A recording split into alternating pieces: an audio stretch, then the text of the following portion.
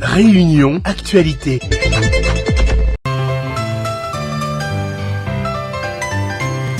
On fait le point sur l'actualité avec vous, Charles Villiers. Bonjour. Bonjour Francky, bonjour à tous. On l'a appris hier, après la suspension du décasage de Mahmoud Zoul, préfet de Mayotte fait appel de la décision. Les associations favorables à Wambouchou sont satisfaites. Une enquête a été ouverte après la mort d'un homme de 60 ans. Hier à Saint-Benoît, son collègue l'a renversé près du rond-point des Plaines. 3 semaines sans ascenseur dans une résidence de Sainte-Suzanne. Conséquence, des locataires obligés de monter par les escaliers. Une femme sans doute éreintée a d'ailleurs été victime d'un malaise hier. La météo plutôt belle et dégagée aujourd'hui. Bulletin complet tout à l'heure.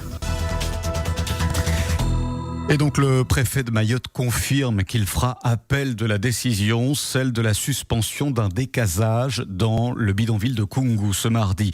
Même si l'opération Wambouchou se poursuit, c'est donc un coup dur pour le ministère de l'Intérieur. Amina Djouma, porte-parole du collectif Réunion Mayotte, est favorable à cette opération, n'est pas inquiète et espère que cela ne perturbera pas le travail des forces de l'ordre. On a l'habitude d'avoir ce genre de contretemps, ce genre de personnes qui se mettent toujours contre les décisions en faveur des actions pour Mayotte, alors que quand Mayotte subit des atrocités, qu'on les dénonce par ici, on n'entend personne de ces magistrats, de ces associations et de ces personnes qui s'indignent à droite et à gauche. Nous, on s'en fout des décisions des justices, on est en souffrance. On a nos familles et nos élus qui sont menacés, nos familles qui sont terrorisées. On a nos administrations qui sont prises à partie. On a eu des mairies brûlées à Mayotte, je le rappelle. À Mayotte, on se fait couper le bras et les jambes dans les rues. On se fait brûler ses voitures dans les rues.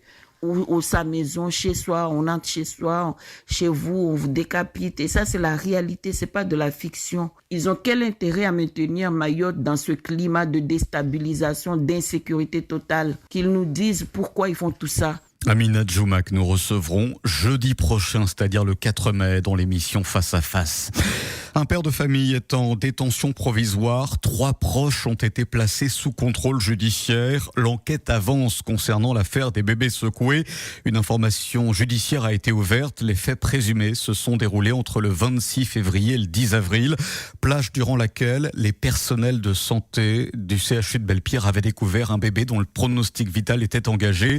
Sa sœur jumelle est toujours entre la vie et la mort, gardera des séquelles à vie. Le frère, âgé d'1 an et demi, aurait également subi des violences. 2 hommes et 2 femmes ont été déférés hier au tribunal de Champfleury, déférés pour violences et mauvais traitements infligés à 3 enfants. La tante et l'oncle de ces bébés ont été remis en liberté, mais placés sous contrôle judiciaire pour non-dénonciation de faits. Le père des enfants, âgé de 27 ans, a été placé en détention provisoire pour violence ou mutilation sur mineurs de moins de 15 ans. Il a en partie reconnu les faits. Ce drame hier à Saint-Benoît, un homme d'une 60aine d'années est mort. Cela s'est passé vers 16h, près du rond-point des Plaines. Une enquête a été ouverte. Alors que savons-nous à l'heure qu'il est? En fait, 2 collègues rentrent du travail à bord d'un camion de chantier. Nous sommes en plein pendant les heures de pointe. Coincé dans les bouchons, le camion n'avance pas vite. Le passager décide donc de descendre sur la chaussée pour rejoindre son véhicule garé juste en face. Le conducteur ne remarque pas que son collègue passe devant son camion. Un homme traîné sur plusieurs mètres à mesure que le camion avance. Il est donc mort sur le coup. Vous avez tout de suite compris en direct qu'il s'agissait d'un accident grave. Il y a un accident qui vient juste de se faire là, juste en face de la station Vito avant d'arriver le feu, dans la direction Saint-Benoît à Saint-André. Il y a quelqu'un presque sous la roue du camion. On a vu le chauffeur sortir du camion pour voir qu'est-ce que c'est. Après, il était tellement affolé aussi. Je ne sais pas si le gars va sortir là vivant. Hein. Et là, ça va créer un énorme embouteillage. Je viens de passer devant le camion. En fait, il y a un homme à terre, mais juste au niveau des roues du camion. Donc, l'homme, c'est inconscient, complètement. Il y a un poids lourd en cause. Sous le poids lourd, j'ai vu un homme allongé sous sa roue avant gauche. Il y a un poids lourd que la percute un piéton apparemment. Moi, passe à côté et le piéton était allongé sur la chaussée. On vient de passer là. Apparemment, on a vu un camion, on a vu les pompiers, et on a vu un homme par terre. Apparemment, ça a l'air grave. Là, on a vu, ils ont pris un drap blanc. Moi, je passais dans l'autre sens, donc j'ai bien vu, il y a un massage cardiaque qui était en train d'être fait sur une personne qui était au sol. Vraiment dit une personne à terre, maintenant on fait massage cardiaque bien sûr. Donc c'est pas trop réjouissant Quand on met un parasoleil, il y a un drap blanc là devant. Je dis ok, néné, massage cardiaque là en cours. Et les forces de l'ordre est là, les pompiers est là. Voilà. On était en embouteillage, j'avais les pompiers, secours médical qui sont passés en trombe, mais quand j'ai passé devant, ils étaient arrivés et ils faisaient le massage cardiaque. J'ai vu l'accident en live. Le bouc s'est sorti sur le trottoir et le camion l'a passé dessus, quoi. Le chauffeur est sorti de son camion, il est pour regarder. Il était tellement affolé, mais l'homme, quand je l'ai vu sous la roue, il était pas conscient du tout. Hein. Et le camion, il l'a pas vu. Hein. Au dernier moment, il l'a pas vu. Il est roulé dessus. Et là, il y a un énorme embouteillage des gens qui se forment là déjà. Et il s'agissait du collègue du conducteur. Il s'agit aussi du 13e décès sur nos routes depuis le début de l'année à La Réunion. Cet incendie, hier, dans un appartement du Chaudron, le feu s'est déclaré vers 14h, rue Roger Payette à Sainte-Clotilde. Pas de victimes, mais pompiers et ambulanciers ont été dépêchés sur place. Ces riverains témoignent, ils étaient là au moment des opérations. À rue Roger Payette, il y a un immeuble qui a pris feu là, et au 2e étage. Ben là, le pompier vient d'arriver là. Et les gens là pour affoler dans l'immeuble, ça fait une dizaine de dégâts, personne ne dégage pas. Maladie avec d'autres personnes, dit les gens dégagent dans l'immeuble, comme ça le pompier puisse faire le travail. Mais ouais, non, quand les gens dedans, mais normalement, on avait bien un jeune maman qui était à but dedans, on lui avait un marmite de feu, mais là, il boucane. Quand là, le pompier vient d'arriver, il passe par derrière l'immeuble. Il y a beaucoup de flammes. Et la flamme, il sort par derrière, comme il y a un balcon par derrière. Le pompier est arrivé, il est arrivé, il a rentré par derrière. Il y en a un deuxième, il arrive là. L'appartement prend feu, quoi, voilà. Il y a 2 camions pompiers et plusieurs ambulances. La route n'est pas bouchée encore, mais il y a des habitants qui sont déjà dehors. Un incendie qui n'a pas fait de victime hier, donc rue Roger Payette à Sainte-Clotilde. Une bande de jeunes a été vue en train de racketter plusieurs gramounes hier à l'étang Salé-Léo. Tous étaient cagoulés et bousculaient ces personnes âgées pour leur soutirer de l'argent. Les faits ont été signalés vers 19h. Les jeunes se sont dispersés dès l'arrivée des gendarmes. À l'étang Salé-Léo, à Cité Verger, il y a une petite bande de jeunes qui raquettent tous les gramounes. Masqués, ils sont vraiment masqués. Hein. Les gendarmes sont déjà venus me voir, mais tout le monde, il colle la case. Il colle la case de maman, il colle la case papa. C'est une bande de jeunes entre 12 et 17 ans.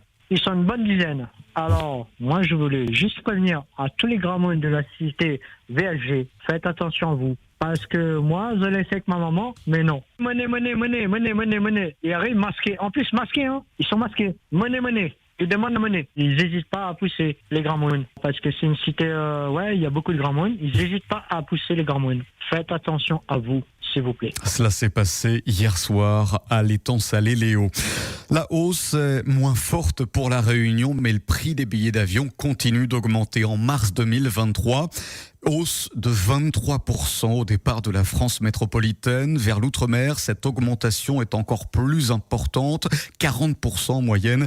Les destinations antillaises en sont les plus touchées. Pour La Réunion, l'augmentation, on le disait, est moindre. Hausse de 18% seulement. L'évolution la plus faible parmi les départements ultramarins est observée à Mayotte avec seulement 6%. Plus de 3 semaines sans ascenseur. Nous sommes à Sainte-Suzanne, résidence Fruits à Pin. Conséquence, les locataires sont contraints d'emprunter les escaliers. Des locataires parfois âgés et pas forcément en bonne santé. Hier, une femme a failli tomber dans ces escaliers suite à un malaise. Elle était sans doute très fatiguée. Cet homme est venu à son secours. Il y a quelques temps de ça, une dame l'a téléphoné, la résidence Fruits à Pin à Saint-Suzanne. L'ascenseur elle était en panne. Mais hier soir, moi j'étais monté de l'escalier au 3e étage. Il y avait une dame à côté de moi, une vieille dame. Arrivé au 2e étage, elle a failli tomber. Mais elle m'a dit, j'ai vu la vieille dame penser comme ça, attraper la rambarde de l'escalier. C'est encore. Je lui ai demandé qu'est-ce qui se passe.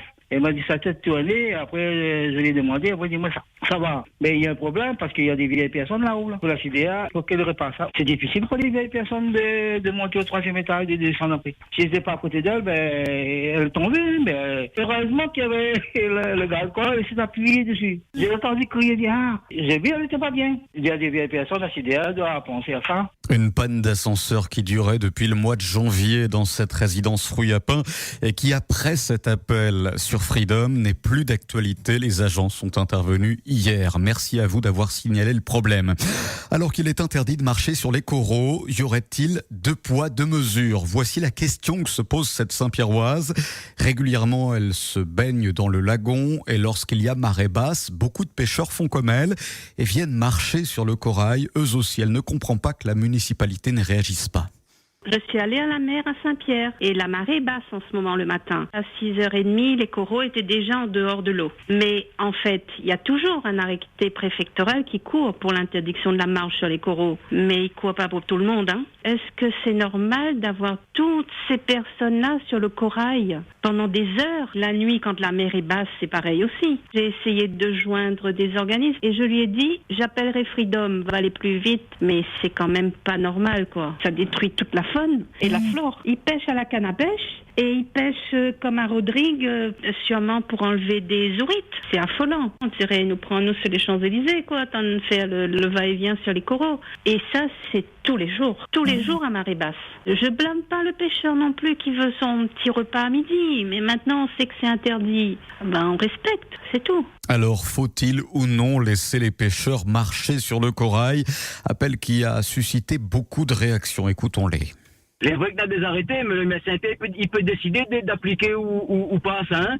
Quand il dit aux réserves marines, là, il dit du Gouffre jusqu'à la baie de Saint-Paul. Les dommages d'interdire aux créoles des traditions, des choses. Il fait 50, 60 ans que les créoles ils pêchent comme ça.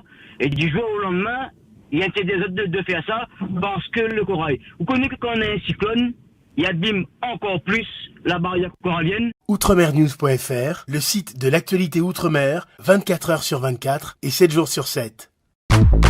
Retrouvez la chaîne Outremer News sur YouTube.